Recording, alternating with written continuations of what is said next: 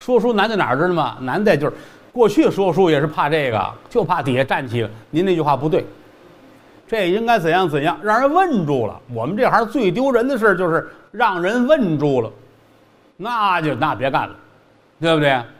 所以说现在好就好在，你看编导还告诉你们别搭茬，就怕你们问我。当然你们也问不住我多是非是不是？挺好，就是干这行年头多了呀，还不老有那句话吗？人老奸马老滑。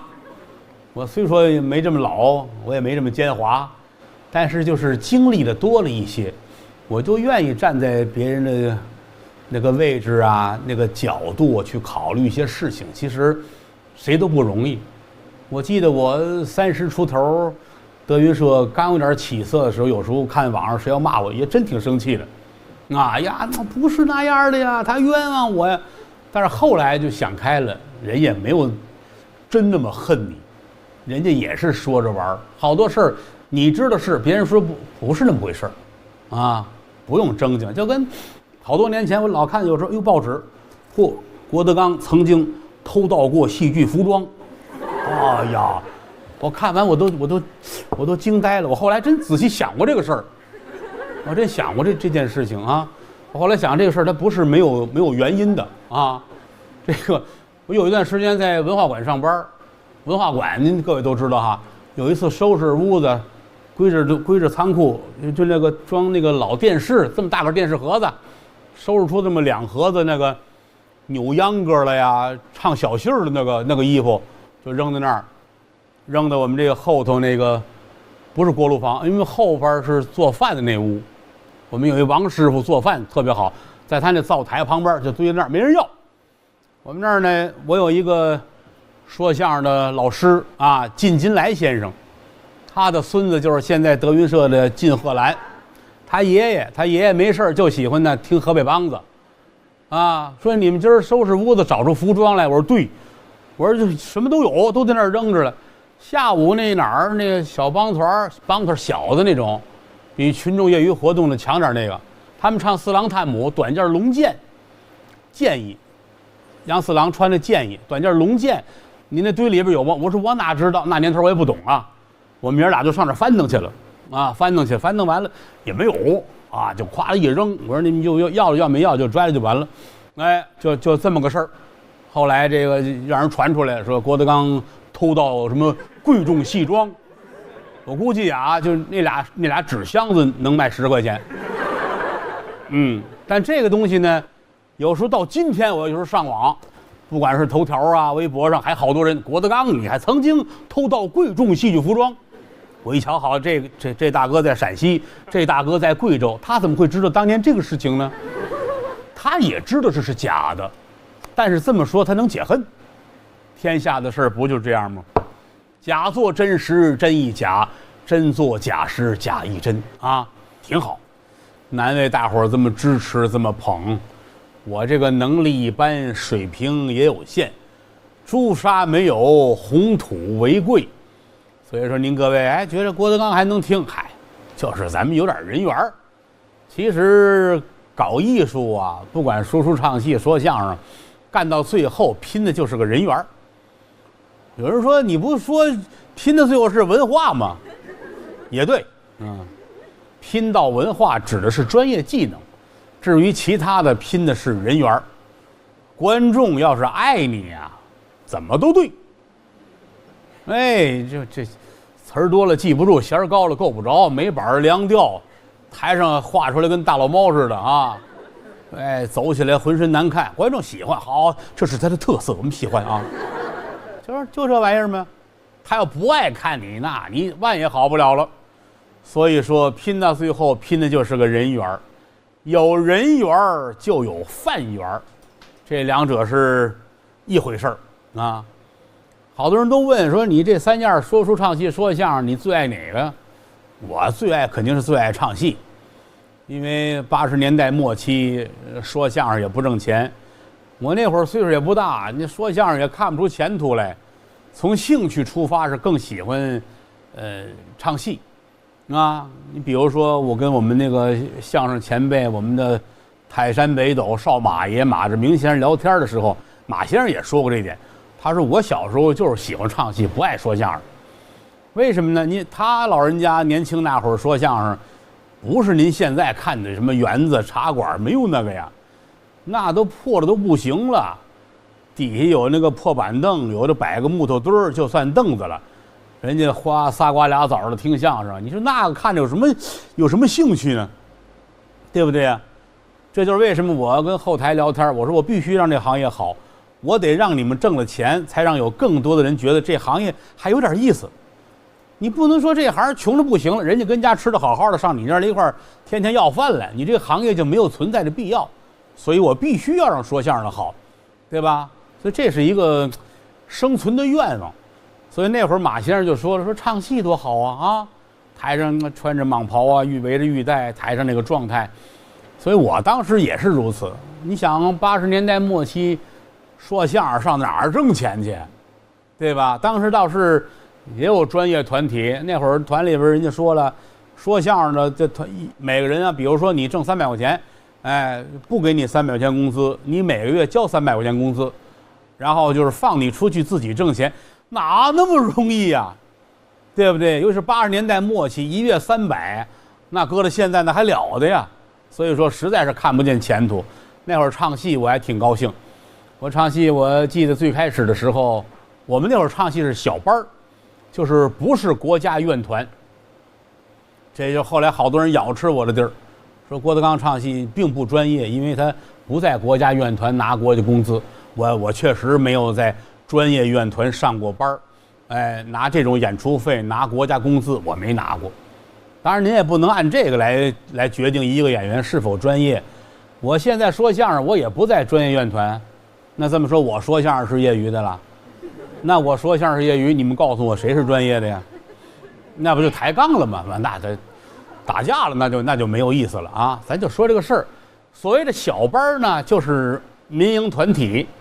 80年代末还有大批的戏剧的老艺人，还有剧团退休的老演员、老艺术家，还有团里边实在没有人安排他干活的演员，就出来之后，大伙儿凑着一块儿租一份戏装啊，大伙儿就出去唱去了，这叫小班儿。那是真靠能耐吃饭。我干了好几年，我挺爱这个，但后来我确实觉得也不行。为什么呢？就是一天到晚的农村庙会呀，河北省各县呐，天津、北京郊区啊，京剧、评剧、河北梆子，我们都唱。到哪儿去，人家一说这个，今天想听京剧，我们就给人唱京剧，唱2天了。村长说了啊，想听评戏，马上就改评戏。所以那几年是这么过来的，天天唱。要赶上庙会，早晨7点就扮上去的化妆，2天下来这脸就洗翻了。所谓洗翻了，就是化的太多，洗的太多，这脸都红了，又红又肿，不能摸，就天天指着这个吃。一场戏最早是6块钱，后来涨到9块钱，我特别知足啊，因为什么呢？馒头是1块钱6个，我可以指着唱戏能养活自己了。在农村唱戏呢，那个老太太竟抱着孩子上后台来，让你拿着笔给他画个脸，说这个孩子健康长寿，完事人家给你个5毛1块的，后台有一小碗都扔里头，到晚上这钱大伙儿再分，就指着这个啊。所以后来好多人说你唱戏业余的，我说我业余的连着5年了，我天天唱，我指着吃，我到业余的了，对啊，我是就因为没拿国家工资啊，所以说我说我算是一个职业唱戏的吧啊。但是后来想了又想，我说这个东西也不能让我如何，还能有更好的道路要走，所以打那儿起这才到北京啊，一步一步的3次进北京啊，这咱不能细说的话得单拿出52、71年来就介绍我这从艺经历，也没有意思，就是事儿都过去了啊，回头看真是感谢这些个苦难的岁月。好多人也指责我说你一说就你们同行天天迫害你啊，然后都是坏人如何，我说你不能这么说，你没在我那个位置上，你也没挨过打，你哪知道我疼不疼啊？是不是？你吃饱了坐那儿提着牙，郭德纲这郭德纲那个。我说我们这行有好人，你要说相声有没有那个品格不是特别高尚的？有没有害人的？有啊。但是呢，我们有好人呐，说相声里边有好人呐，疼人的老前辈，老先生，那个老爷子也有的是啊，哪行不是如此？那个白全福先生，那个冯宝华先生，那都多好的人呢！就我们这行，这现在说，我估计好多年轻的观众你们都不太清楚。白全福先生知道吗？知道。哎，好，你看那90来岁那大爷，他知道。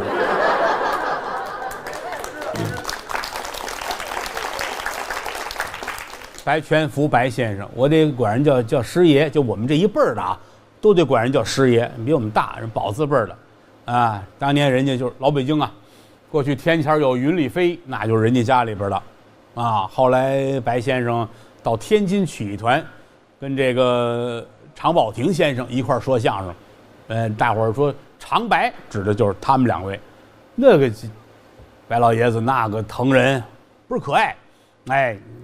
跟老佛爷似的，那么胖胖乎乎的老爷子，住在天津百货大楼，百货大楼旁边那个大杂院，哎，进去之后，我印象很深，哎，有这么3间房，就那种老式的平房大杂院，老爷子特别可爱。还有段时间记得，他有一个徒弟啊，也是相声前辈王吉祥王先生，哎，也上那儿去，老头们天天在一块聊天。我们小时候也上家去玩去，哎，白先生善良啊，侯宝林先生。上天津去，半夜下火车也得上白家砸门去啊，上那儿住去。这人好，说这是相声界的菩萨。说白先生，人品、艺德方方面面都好，也幽默。有一回不有一笑话吗？是上哪儿演出去，人家主办方送2瓶酒，这是常先生、白先生的，一人来瓶白酒吧，纪念品吧，拿着吧。哎，这个白先生拎着这2瓶酒，跟常宝霆先生俩人谢谢出来了。出来没拿住，咣叽，掉地上摔碎一瓶。白先生反应多快，宝霆，你那瓶碎了。天下事都是如此，成功者都是由兴趣上所来，就跟说相声似的。好多人，那个我们这孩子一个可贫了，没大没小啊，也不爱上学，上你们那儿去吧，你赶紧弄走啊！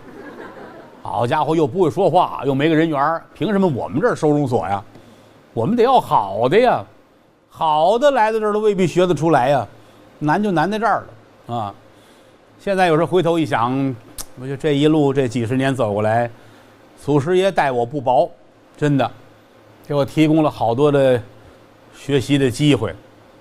我小时候学说书那会儿什么天津的老前辈们还都健在。我后来想了想，我几岁的时候，7、8岁、8、9岁那会儿。那个老头们岁数大了都80多了，啊，年轻的也60、70。每周他们有一天在鞍山西道那儿说书的高祥凯先生家有一大聚会，天津所有的说书的、唱西河大鼓的这老头老太太们，在那有一大聚会，就我一小孩给他们蓄水啊，递个瓜子儿啊，坐边听他们聊天啊。后来我想了想，这真是祖师爷愣让我吃这个呀。啊，那些个老头老太太一辈子说书的经验，你现在说你提哪位，那都是这行里边了不起的大英雄啊，哪那么容易让你天天坐那儿听他们说闲白啊，讲这些个书怎么着？那可真是的。回头一想，啊，很感慨，很感慨。包括说相声，就这些年一步一步的，挺好。啊，一个人能够把兴趣和工作合在一起，我很知足。那你说钢厂的工人就这么愿意炼钢啊？纺织女工就喜欢纺织啊？工作嘛，你待着不也得吃饭吗？但如果恰恰你又喜欢纺织，你又是个纺织女工，那就另一回事啊！高兴嘛，说相声、说书、唱戏都是如此。我们见过好多那个有时候唱戏的演员聊天也是，他说我不爱，我实在是不爱，我别看我台上好也是技术工种啊，我退休了我就不干这，我可熬出来了。你说那怎么办呢？对吧？但恰恰他又爱这个，他又拿这当饭，他一定会好，啊，这是错不了的，啊。我有时候老爱想我们小时候那些个说相声的老前辈啊，说书的老头们啊，要是能活到现在，给他们都接出来，录一些个资料，留一些个视频什么的，也得多棒啊！真有那高人呢。也可惜那会儿哪有这些个先进的设备啊，没有啊，当年那会儿连 MP1 都没有啊。这就是没有办法的事情啊！我印象很深，我到了90年代末的时候，那会儿稍微日子好一点点，我们在北京还接了好多天津的相声老前辈，啊，接着北京在中和戏院那儿连着演了多少场，就看着他们我就挺高兴的，这是我记得之前还跟您各位聊天说我们说相声有好人啊，有好先生，你比如说冯宝华先生，这都是那会儿。有人知道冯宝华先生吗？呵，罢了，这不是骗我哈？为什么总是你一个人知道？我记得之前聊白全福先生也是他那儿，我知道啊，你真知道啊？那个保安让他出去，知道太多，一会儿词儿一个给你。冯宝华先生是我们相声界的老前辈，他老人家是拜的马桂元先生，马桂元先生是马三立先生的大哥。他老人家是那一阵儿的，捧逗都好，特别和善，特别善良，瘦，刀条的脸儿，那老爷子，在中和戏院演出的时候，他从天津来，每次都到鲜鱼口去喝炒肝去，喜欢喝炒肝什么的，就老北京的做派，特别可爱的老头，有不会的一问马上就告诉。我印象很深，就是那一法老先生好多还净是保守的了，不愿意告诉你，但是他没有，这个让人很敬佩，你看我有一段相声叫卖布头，听过哈？卖布头里边前面要有这个学叫卖，其中我有一个那个学炸油条的，记得吗？记得。过去说炸油条得吆喝，炸了个圈，圈里套着杆，不连僧就木到西天，打开了丰都城。这段听过吧？这就是冯宝华先生教我的。我在后台，他还主动叫我，那个你会不会啊？我说什么呀，师爷？他就来了一遍，我听了听，我说对吗？好，你再来一遍，给我说了说。我说谢谢师爷，这不叫什么，不叫什么。他主动上赶着跟你说，就这个好先生，反正我见的也不多啊，就这个好老头太棒了。我最后一次见他大概是在02是0几我都忘了。有一次我回天津这个有一个叫中华曲苑的一个小剧场，坐满了能有个100多人100-200人，那个老剧场，我打那儿过，我看他们在这儿有冯宝华先生，我上后台去，我说师爷您挺好的，我挺好的，哎呀小子我有日没看见你了啊，一会儿你在台上你得演一个呀，我说好演一个，没有5分钟，那后台有一个演员站那儿。咱们这个后台有规定啊，外来的演员不能随便就演一个呀，其实我是从这儿路过，老头那么一说，人家我是觉得一客气啊，但是他这句话一说呢，我印象特别深，就冯先生站那儿，老头就愣那儿了，就那么一个老实的人，就来这么一句，当时就特别尴尬的就站在那儿了，就整个的特别气氛极其尴尬。我心里可难受了。我说师爷，我说我待不住，我有事儿，我得赶紧走啊！我就不麻烦您了，我就走了这印象特别深，那是最后一次见冯师爷。这老头也都没了愿一切安好吧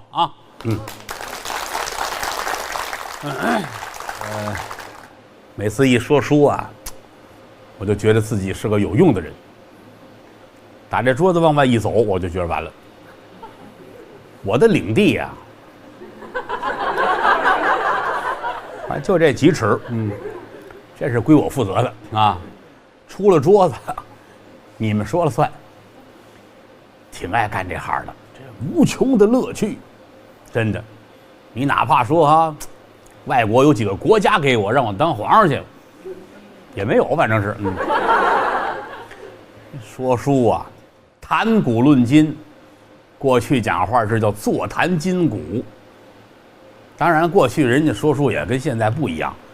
过去那说书先生一年在北京，比如说说4个茶馆也就够了，3月一块地，南城找一茶馆，大年初一开始说吧，说3月换北城了，3个月一倒，3个月一轮回，一年呢有这么4个茶馆就干起来了。而且有的茶馆呢还愿意给先生多拿钱，为了让您上我们这儿说书来，我们这儿提前给您一笔钱。有的你看头天的钱先生都自个儿拿着。最后一天说完之后，这明儿换地儿了，这钱人家茶馆不跟您下账。一般来说374628，啊，还有了那个先生太好了，啊，茶馆不要钱，那都是您的。那茶馆指什么挣钱呢？茶水瓜子儿啊，不比您说书挣的少啊，那很厉害。当然这就是凭能力了。还有的说书呢，就是说板凳头。什么叫板凳头呢？先生说书2点开书，您那个能耐2点开书不行，没人答应，怎么办呢？你12点半说，有愿意听的就听，不听拉倒，这叫板凳头。过去说书是这个样子啊，挺好。现在也很少有这种那个小茶馆。我们小时候说书跟着先生上茶馆，那屋都没多大，有的坐30人20人就不错了，这挺好。那会儿说相声也是，我小的时候想象中说相声就是那样的一个屋子，坐个200人300人就了不得了。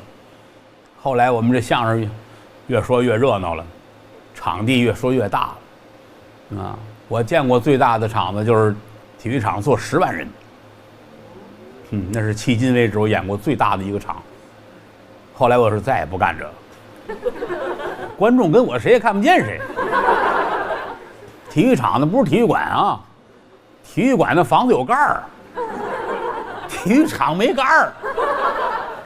这头一排离着我好几站地，黑压压，谁看不见谁。而且这声音它有过程啊，我这一说完了传到他那儿去，头句话他到耳朵，我这第3句都出口了。关键我这说着还听这声音壮，给多少钱我也不干了，不够添乱的。当然了，就是说有屋顶子的，我们也演过，最多的像比如上海，大概是2万多人，2万多人。北京演过5棵松，大概也是1万4、5，还差不多啊。观众也是真捧，其实坐后头确实看不见。500人以内的这种剧场，其实是为了演员自己高兴。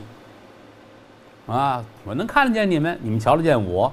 小节骨眼儿、表情动作，俩演员说相声的互相逗着玩，观众看得见，咱们这是其乐融融的状态。你真1万5、2800，这您坐后头瞧不见我。啊，有时候那个嘴欠的说相声还得问人家是没钱买头里的吗？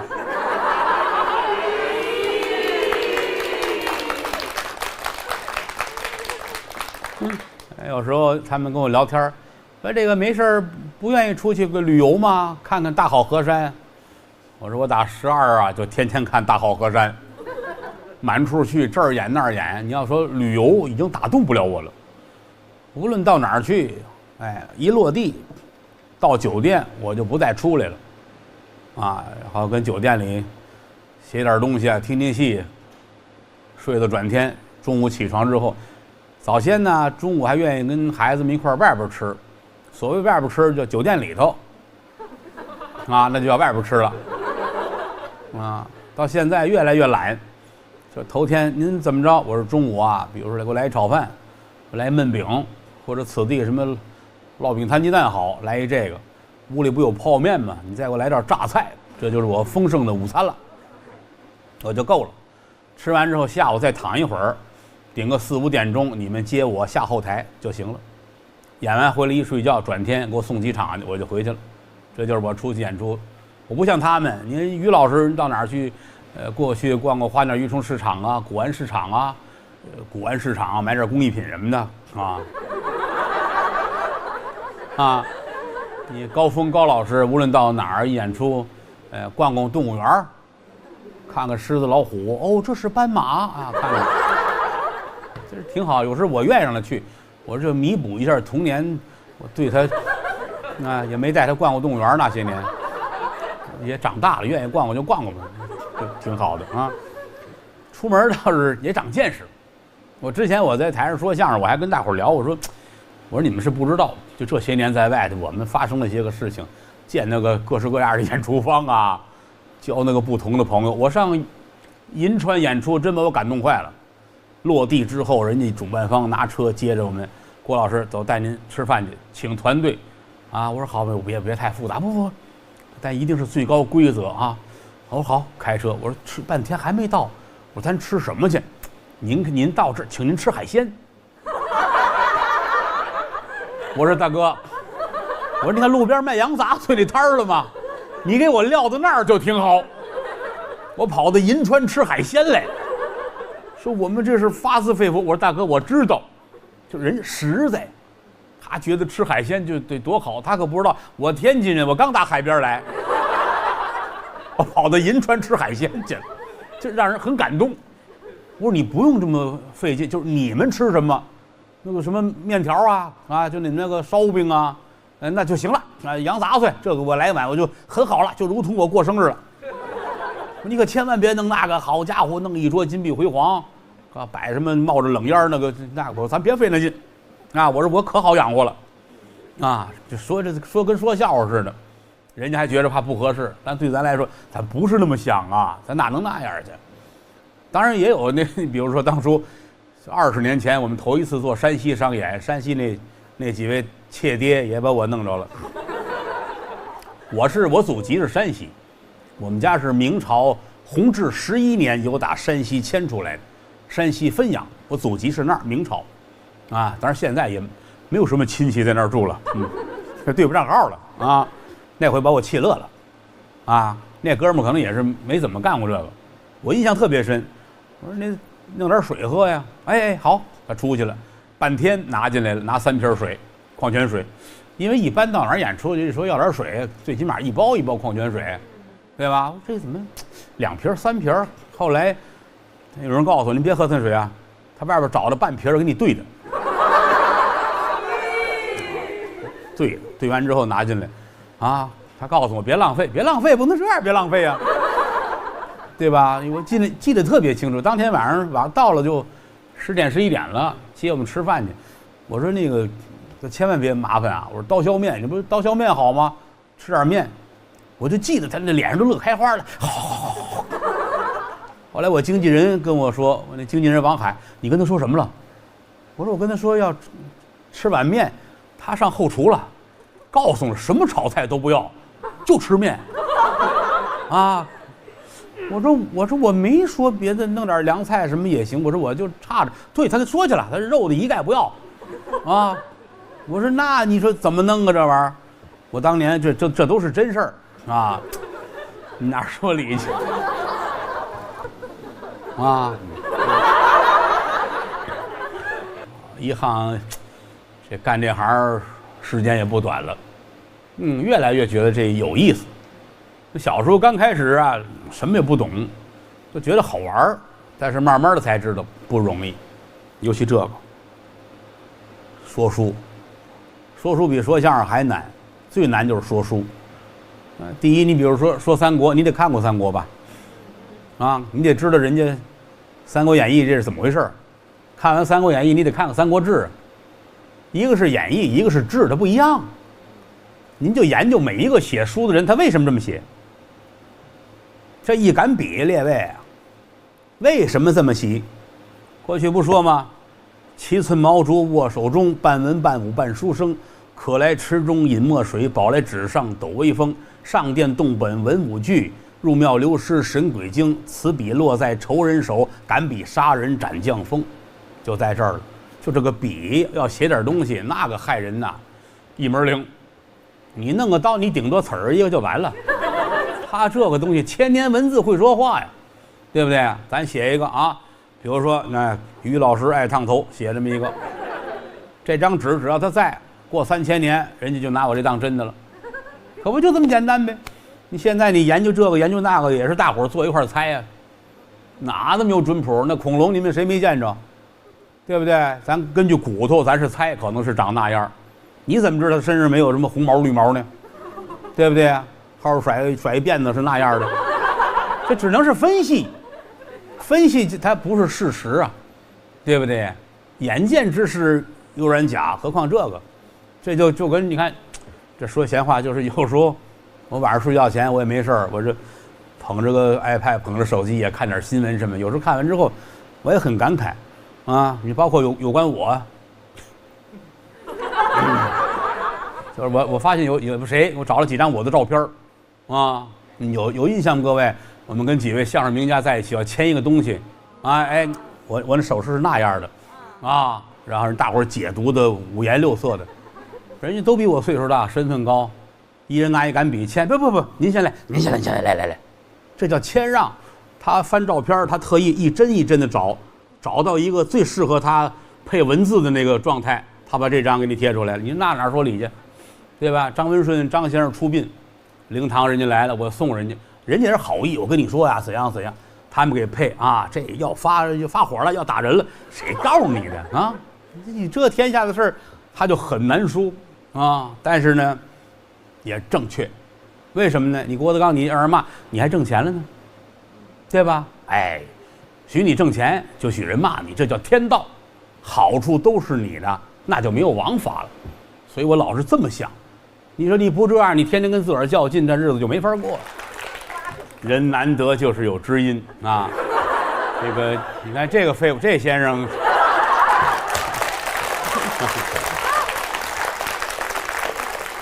往这桌子后边一坐，这就是我的领地。大千世界，上下5000年，没有我不敢说的。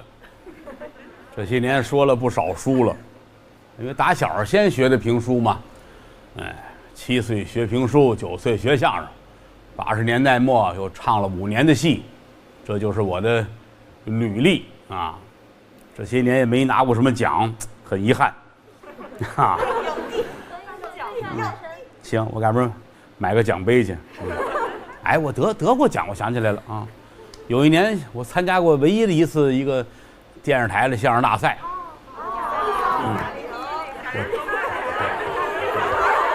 我跟于谦老师，我印象很深。那个我复赛好像复赛我是第1名，然后到决赛也不怎么给我弄到20来名去了。完是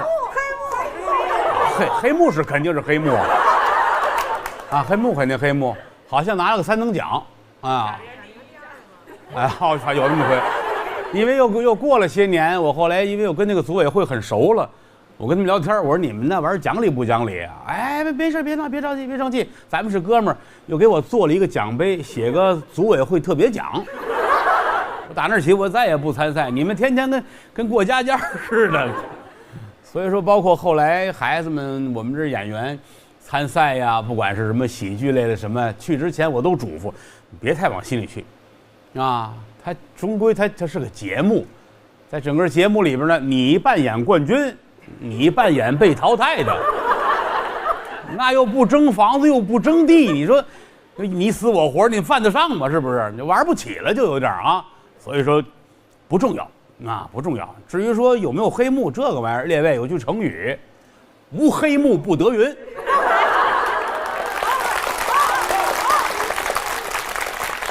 有黑幕，有黑幕。这个一说一乐，观众们喜欢啊。有时候你真拿一个金奖，拿一个冠军，扭头观众就忘了。所以金杯银杯不如观众的口碑啊。最近呢，德云社还挺忙。啊，因为这个有天津德云社又开张啊，加上我们这几个戏，一个是德云马社，这都快杀青了，拍了时间不短了，还有我们那个北纬6甲1号啊，也在筹备。北纬6甲1号呢是在我们自己的那个棚里边拍，之前是因为房顶子要长高，有耽误工期，啊，地面做完之后也得15天，再焊马道，所以这个。就是工期一拖再拖，是吧？什么时候能干活了，那就马上开机。今年还有俩电影，哎呀，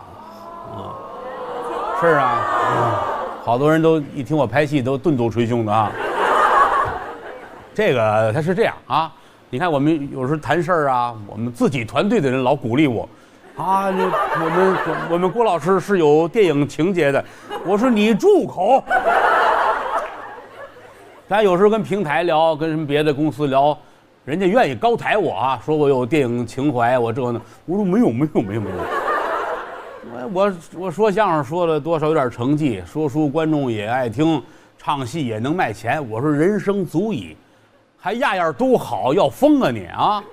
不可能。有人说，那你还霍霍人家电影啊，还糟践人家影视剧？我说没有办法啊。我说，关于电影我是这么想的，因为影视圈它跟说相声不一样。这个你看说相声啊，我们认为这个老艺术家张三说得好，就永远所有人都认为张三就好相声演员。李四差着，大伙儿就知道李四永远是差着，因为他的能耐在那摆着了。我们看过他演出，确实说的不好，他是可以放在明面的。影视圈呢，因为他这不可抗拒的东西太多，而且好些东西是虚无缥缈的，所以影视界唯一的来确定一个人好与坏，是按他上一个戏来说。这行特别奇怪，他曾经啊拍过一个电影卖钱了，啊，这人就一辈子大伙儿认为他是行的了。就这个导演没拍过一个卖钱的戏，就永远他是个棒槌，所以他们老得说这人不灵不灵。我说我就因为这个，我反正这么慢慢往前拱着干呗，早晚会有一个戏让我要赶上能卖钱的。哎，那个只要一卖钱，我就能堵你们的嘴。以后再干不干，那看我开心不开心了，不重要。我是因为这个，所以就屡屡行行的，又有朋友，有好多人愿意撺弄，愿意拿钱，咱也不知道他们怎么想的啊。咱也不能这么说。你看这次我这电影这优酷还花了好多钱啊。啊，我一看你花这么多钱，我说我给你录个三国吧。闲话少说，书归正传。就爱说点闲话，一说闲话就勒不住啊，不能说太多了。你说都是说一期都是闲话，回来他平台找我来呢，这期不算钱怎么办是吧？啊，说你们快拉倒吧啊！你要有钱还坐这儿听书，喜欢听书是吧？喜欢，都是有文化的人呢啊，太棒了啊！向你们学习啊！你别看我坐这儿说书，您在座的各位文化水平、学历都得比我高。我也不知道你们是在哪儿买的文凭哈，因为现在街头也不让办证了，所以我那个学历证书也不好淘换了啊。也仗着您各位不跟我上吝，愿意听我这儿瞎说瞎讲的，诚惶诚恐，我继续努力吧啊！